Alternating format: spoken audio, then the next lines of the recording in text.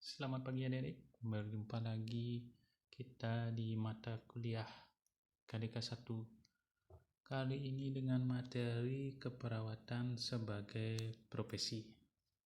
Nah, saya harap di sini semua dalam keadaan sehat sehingga dapat mengikuti jalannya pemberian materi ini dengan baik. Kita mulai.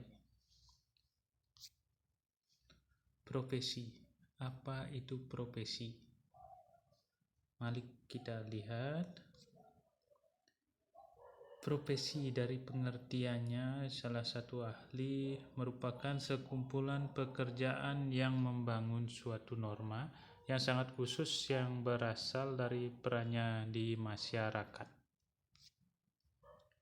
Kriteria profesi dari salah satu ahli di sini mengatakan bahwa kriteria profesi itu adanya aktivitas intelektual.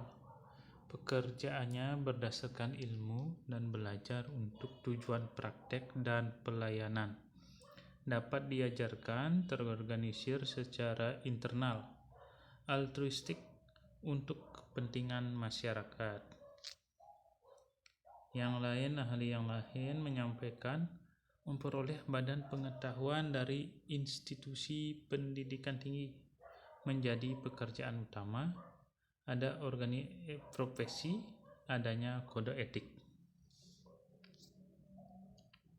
Ahli yang lain mengatakan adanya teori yang sistematik, bersifat otoritas, wibawa atau martabat, memiliki kode etik profesi, dan ada budaya profesi.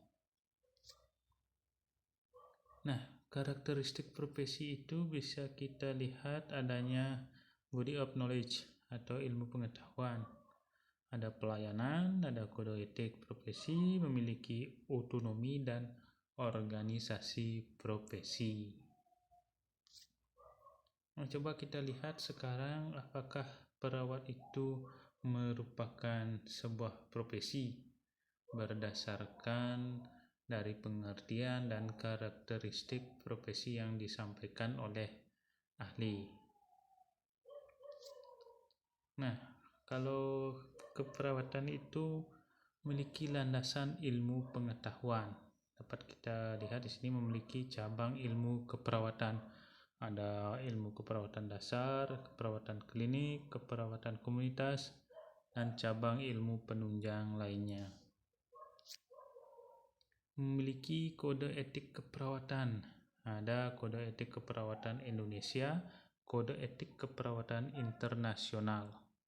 Memiliki lingkup wewenang praktek keperawatan berdasarkan standar asuhan keperawatan. Memiliki organisasi profesi. Ada PPNI, Persatuan Perawat Nasional Indonesia, dan ICN, International Council of Nurses. Hakikat keperawatan. Keperawatan merupakan suatu bentuk pelayanan profesional yang merupakan bagian integral dari pelayanan kesehatan yang didasarkan pada ilmu dan kiat keperawatan berbentuk pelayanan biopsikososial dan spiritual yang komprehensif ditujukan kepada individu, keluarga, dan masyarakat, baik yang sakit maupun sehat, yang mencakup seluruh kehidupan manusia.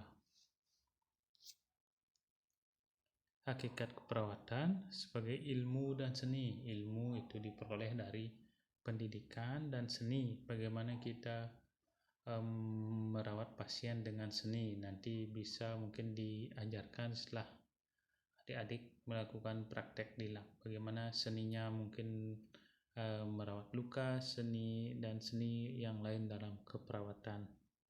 Sebagai profesi yang berorientasi kepada pelayanan, mempunyai 3 sasaran dalam pelayanan keperawatan: individu atau perorangan, kelompok, misalnya di sini ada kelompok khusus, ada kelompok ibu hamil, kelompok lansia, dan kelompok yang lain, dan juga masyarakat sebagai klien.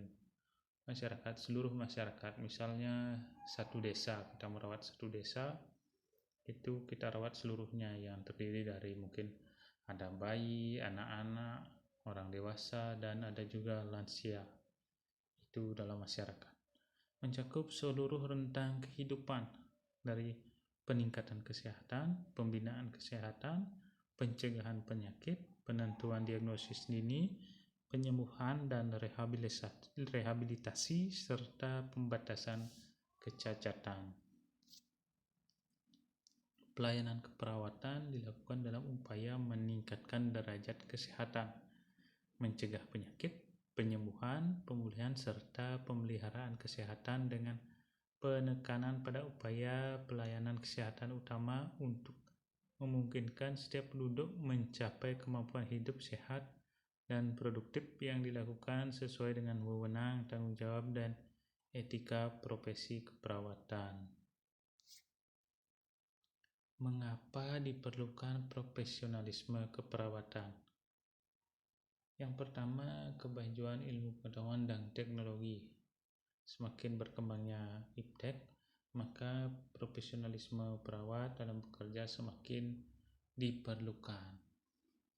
Kalau tidak, kita akan ketinggalan zaman, ketinggalan kereta, bisa dibilang seperti itu. Peningkatan taraf hidup masyarakat. Semakin tinggi taraf hidup, semakin tinggi tuntutan, maka semakin profesional dituntut seorang perawat itu dalam bekerja.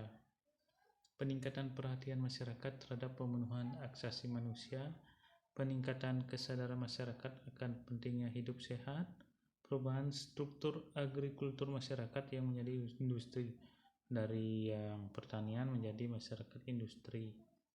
Liberalisasi tingkat ASEAN, Asia Pasifik, dan global, itu persaingan yang di tingkat ASEAN, Asia Pasifik, Asia global, sehingga diperlukan peningkatan profesionalisme perawat terutama di Indonesia supaya bisa bersaing di dunia global.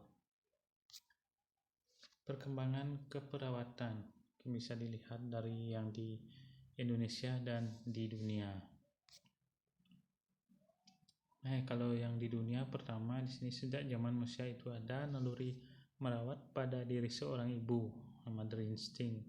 Zaman purbakala, keperawatan tidak berkembang, lebih percaya pada mistis. Selanjutnya, zaman keagamaan, pusat perawatan adalah tempat ibadah, pemimpin agama sebagai tabib. Selanjutnya, zaman Masehi, perkembangan agama Nasrani, Diakones, organisasi wanita yang mengunjungi orang sakit. Perkembangan agama Islam ada Rufaidah. Sebelum Perang Dunia Kedua ada Florence Nightingale yang pada masa Perang Dunia Kedua. Selanjutnya masa pasca Perang Dunia Kedua, penderitaan yang panjang menyebabkan kesadaran masyarakat tentang kesehatan. Selanjutnya periode tahun 1950-an, perkembangan penataan kependidikan perawatan, pendidikan setingkat master, doktor, dan penerapan proses keperawatan. Yang sejarah keperawatan di Indonesia masa sebelum kemerdekaan pada saat penjajahan Belanda untuk melihara kesehatan staf dan tentara Belanda. Tidak diikuti perkembangan keperawatan.